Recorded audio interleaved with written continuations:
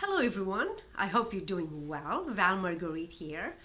So I just finished this webinar on managing your online teaching persona, and I thought I would come here and share some of the strategies with you. I'm sure many of you will find them helpful. So first we have to begin with the mindset. We can really talk about anything else before we understand the mindset. From an instructor, from a professor's perspective, I think it's important that we take a minute to reflect and reassess our own mindset. What is it? Do we believe that all students can achieve success? Do we believe that with hard work and perseverance and persistence, we can increase our ability to achieve bigger goals? Intelligence. Do we believe we can increase our intelligence? We can grow our intelligence with effort and science-based strategies that we can implement in our online classes? Well, if we have that kind of mindset, which we usually call it a growth mindset or abundance mindset, then I think you are a transformational educator because you have everything you need to help your students succeed in your online classes. So I would say that's the first step. I would also say that since I teach future educational leaders, I find quite often that many of them have a fixed mindset. And I am concerned because if we have teachers in the classroom, whether it's online or face-to-face, who have a fixed mindset themselves, so imagine they're going to leave many students behind because they don't believe that anything you want to do will make a difference. They believe that intelligence is fixed. Now, of course, that's a big problem. We're not going to even talk about that. It should not happen. We should not have teachers in our classrooms in charge of our students' future with a fixed mindset.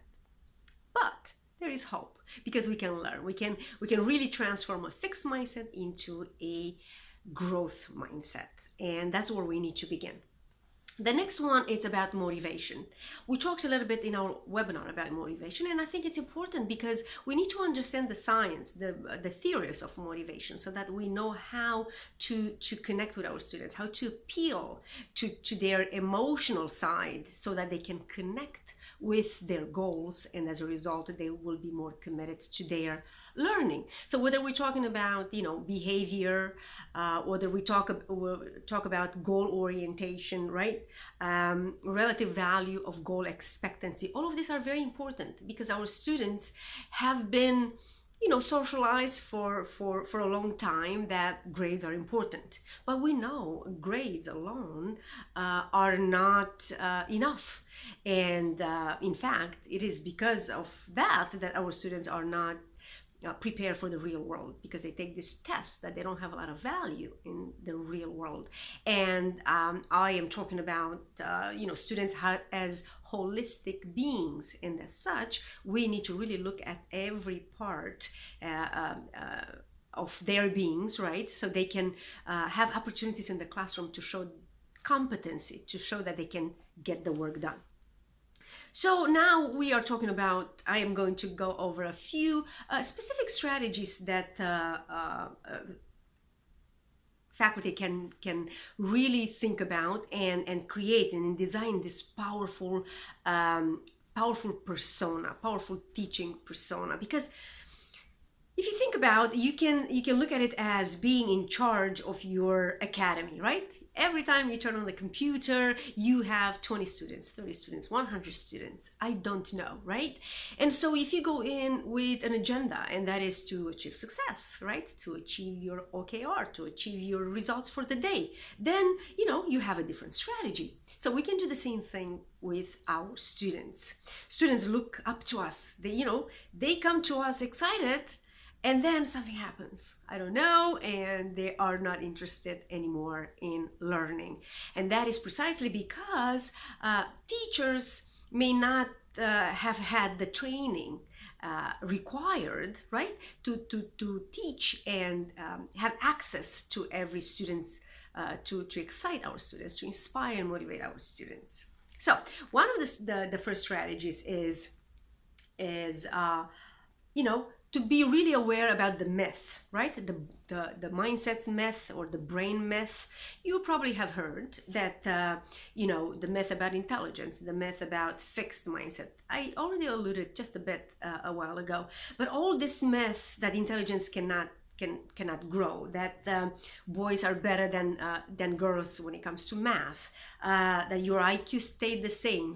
All this myth are very dangerous because it prevents people from achieving their highest potential. So as educators, we have a responsibility to really break down this myth and speak up about them and help our students to really build positive growth mindset attitudes and strategies so they can build their own strong, powerful mindset.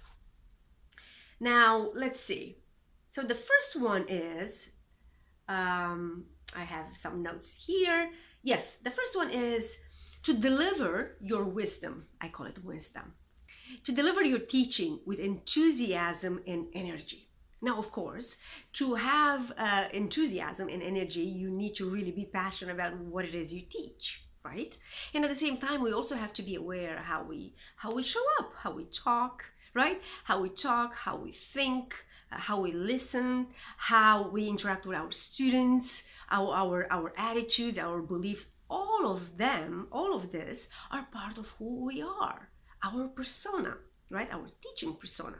Now, to really have a sustainable energy and stamina and enthusiasm, of course, you really need to be connected with why you teach in the first place, right? And also, you need to have a wellness, a routine, wellness, well-being routine that actually addresses the whole body holistically, right? The mind, the brain, the body, the soul, the heart. Because when we are healthy and confident from the inside out, that shows. And that's where the energy and enthusiasm comes from. The students will love it. As you know, enthusiasm is contagious. So we need to understand and use that motivation to inspire our students as well. The next one is explain the reason you teach your course. Why did you become a teacher in the first place? And why is it that you are so passionate about your subject matter? Tell your students, have a story. Stories are powerful. We are storytellers. We can motivate and inspire our students by putting, PowerPoint up and some stats and data. Those are really important, but not when you begin teaching your course, when you begin connecting with your students. At that level, you need to connect with your students emotionally by using storytelling, whether it's your own story, other people's story, their stories, right? You create this environment so people can feel at ease, they can feel safe, they can feel inspired to dream and interact and communicate in the classroom. So please tell your students why you became an educator and why you love so much your subject matter and how is it relevant to the real world.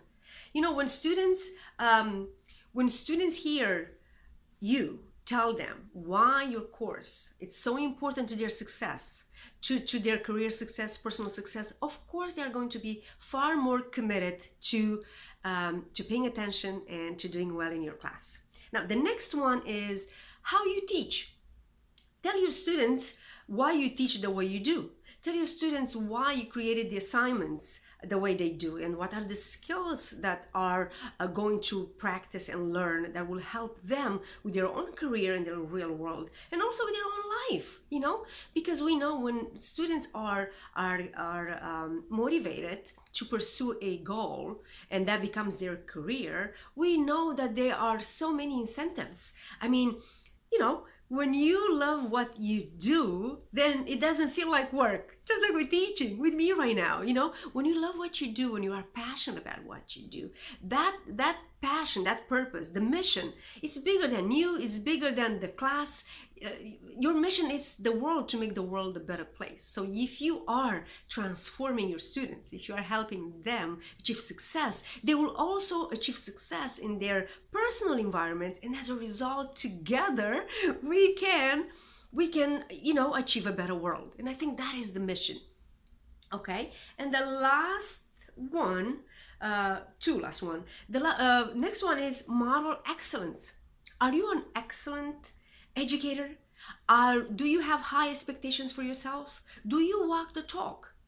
This is what we need to do. We don't need we can be average, because if we are average, what do we expect from the students? The students can give you excellence if your standards are average. So we again need to reflect and assess the way we live, the way we teach, and what kind of standards we have for ourselves, so we can have high excellence, high standards for our students. Because you know what? They will rise up to your expectations, because you are not going to let them down. If they turn in work that is not of excellent quality, give it back and say, well, I know you can do better. So here, take it back and turn it to me. I don't know, when can you return back to me? Tomorrow? The day after? Give them opportunities, give them choices, and that's how you're going to transform their lives, and they will never forget you. The next one is make the course personal. Tell the students, we are a team. We are going to be working together to achieve our goals. I want you to be successful in life, in your career. I want you to make a difference. I want you to be a leader, because that's what the world needs. And so I am here to provide everything you need for you to excel, for you to achieve your learning goals. So, when you speak to your students from that perspective, from that place, as opposed to a title place, right? Like you use your title. Oh, I'm the leader, I'm the professor, I am the chair. No, I am a transformational educator that's here to help you transform yourself, transform your life, to achieve your goals. And the next one is give students control over their education. It seems to me that for the longest time, education is about everything but the students. The students don't have anything to say. And that's really a shame, because education is about our students. So please invite them to the table. Ask questions. Ask them what they want to learn, how they want to learn, what strategies work, what strategies do not work, how they prefer to submit the work to you. Now we live in this world where we have so many different choices, and our students don't have a choice in their education. We need to change that. And the last, let's see, yes, here is get to know your students. Know your students' stories. Know their struggles, where they're from. Share with them your story, your struggles. Assign role models who have also overcome many different challenges. Have your students understand that success, it takes a long time. Success takes resilience and hard work and understanding, deep work, smart work, science-based strategies. So please do that with your students, and I'm telling you, you are going to achieve success like never before. And of course, the last one is communicate. Be sure you communicate your expectations, your rubrics, your assignments, your discussions, everything there is to communicate that's related to the course and how students achieve success. Communicate with that. Have workbook or guides or motivation or whatever works for your class. Be sure you communicate that so that students understand exactly what's expected of you. And that's it. That's all I have for today. And this is really a quick summary of the webinar that I presented today on managing your persona, your online teaching persona. And as I conclude, let's remember that we hold the key to the future. Our students really need us. They look up to us to really help them practice and acquire the skills and the attitudes and the dispositions, right, to thrive in the real world. And I think we can do that together, but we have to change the way we teach, and we have to learn how people learn. Thank you so much, and I really hope this has been useful for you, and I invite you to go to valmarguerite.com to sign up for my newsletter so you will be the first to know when other webinars will become available. Thank you, everyone. Please be safe and be strong. Thank you.